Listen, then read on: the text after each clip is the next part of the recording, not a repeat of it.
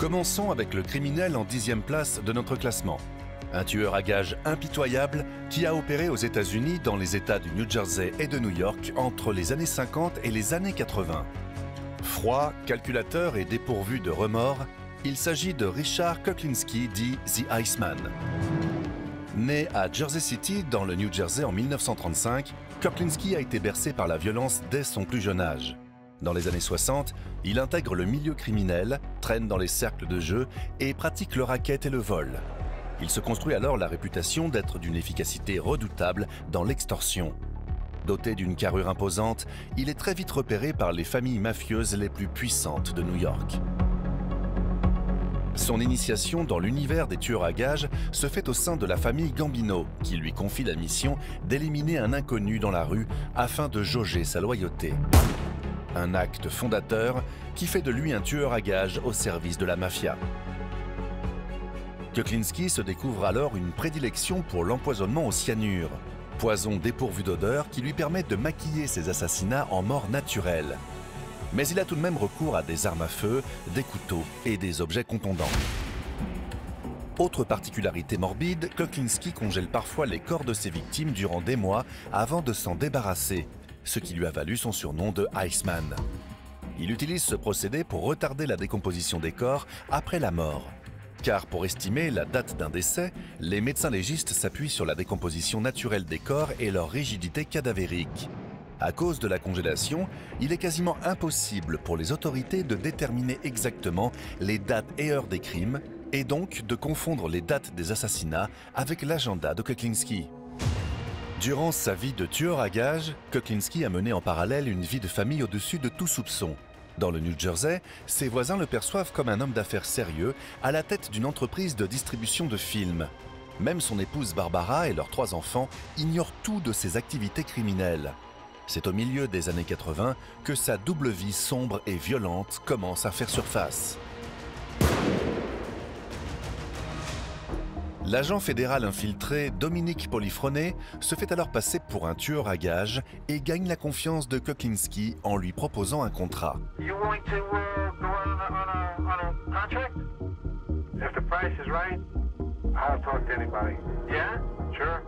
Kuklinski accepte et suggère l'usage du cyanure.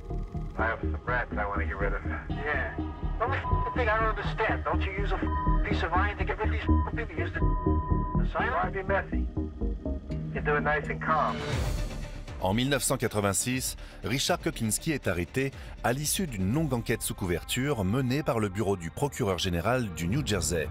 Il est accusé de 5 meurtres et 6 infractions pour détention d'armes à feu. C'est le début de sa chute.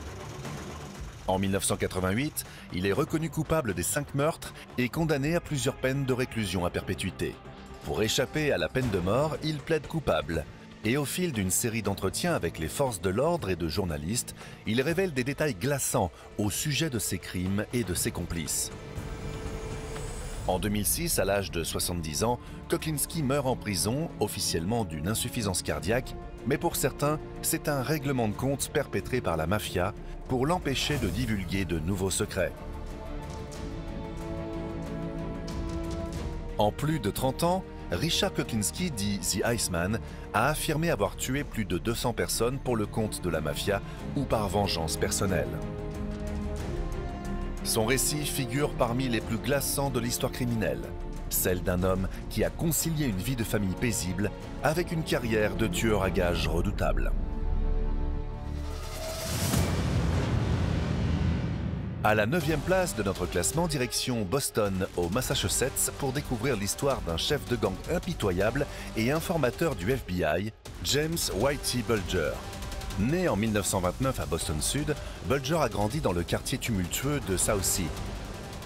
Emprisonné dès son plus jeune âge de nombreuses années pour vol à main armée, à sa sortie, il devient homme de main du gang Kill-In, qui utilise la violence pour recouvrer des dettes.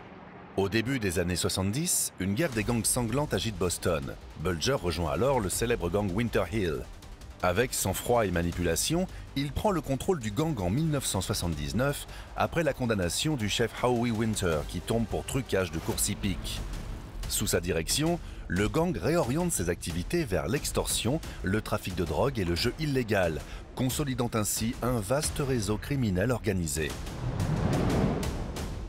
Soutenu par des hommes de main fidèles, James Bulger dirige le gang avec autorité. Son bras droit, le porte-flingue Stephen Flemmi, impose la terreur en usant de violence. Kevin Weeks, un fidèle lieutenant de Bulger, s'occupe de récupérer les créances. John Martorano, ami d'enfance et tueur à gages redouté, se charge des exécutions. Sous cette garde rapprochée, des hommes de main veillent sur les affaires courantes. Bulger bénéficie en outre de la protection de policiers corrompus, notamment de l'agent de police John Connolly, un ami d'enfance, ce qui lui permet de régner sereinement sur le crime organisé de Boston. C'est en 1975 que l'agent Connolly, ancienne connaissance du quartier de Southsea, approche Bulger. Il lui demande de fournir des renseignements au FBI concernant la famille criminelle italienne Angiulo. En échange, le FBI lui offre une protection contre les poursuites fédérales. Bien que de nombreux criminels de Boston le soupçonnent d'être un informateur, rares sont ceux qui osent le défier. Son influence et son accès aux forces de l'ordre font de lui un intouchable. Et en cas de problème, Bulger n'hésite pas à tuer ses rivaux et les autres informateurs. Il sème la terreur et participe à pas moins de 19 meurtres. Les commerçants ou rivaux sont contraints de payer pour sa protection, une extorsion lucrative qui alimente encore la richesse du gang. À son apogée, le gang engrange des dizaines de millions de dollars par an grâce à l'extorsion, la drogue et le jeu. Mais au milieu des années 90, la surveillance fédérale s'intensifie. En 1994, averti par Connolly qu'une inculpation pour racket le menace, Bulger quitte Boston. Dans sa fuite, il est accompagné par sa compagne de longue date, Catherine Gregg. Ensemble, ils échappent à la police en utilisant de fausses identités. Ils changent fréquemment d'apparence et utilisent de l'argent liquide pour rester hors réseau. Le FBI reçoit des milliers de signalements à travers les États-Unis et à l'étranger. Mais le couple en cavale se déplace souvent, vivant discrètement et prudemment. Ils ont tout de même vécu quelques frayeurs, notamment lorsqu'ils sont reconnus par une ancienne connaissance à Londres, en Angleterre. Mais grâce à leur changement d'identité et à leur déguisement, leur cavale a duré 16 ans.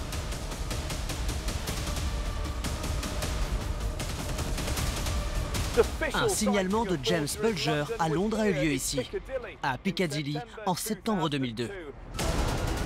La traque s'achève à Santa Monica, en Californie, en 2011. Un voisin du couple a reconnu Bulger grâce à une vidéo du FBI.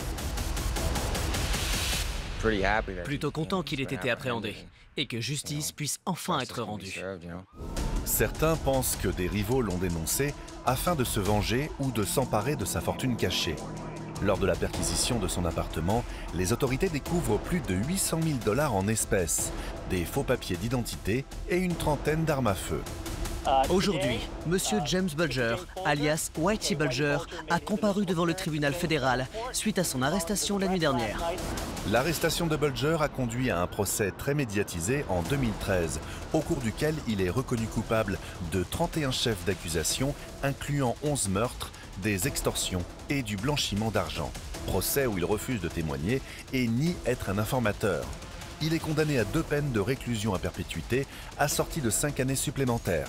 En 2018, Bulger est transféré à la prison fédérale d'Hazleton en Virginie-Occidentale, où il est sauvagement assassiné par d'autres détenus quelques heures seulement après son arrivée.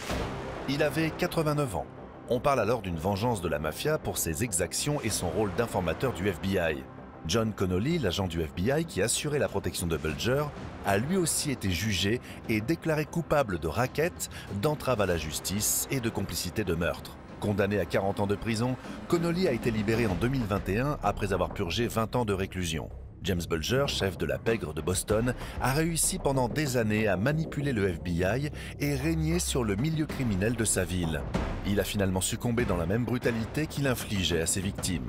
Sa légende demeure celle d'un des gangsters les plus redoutés de l'histoire des États-Unis.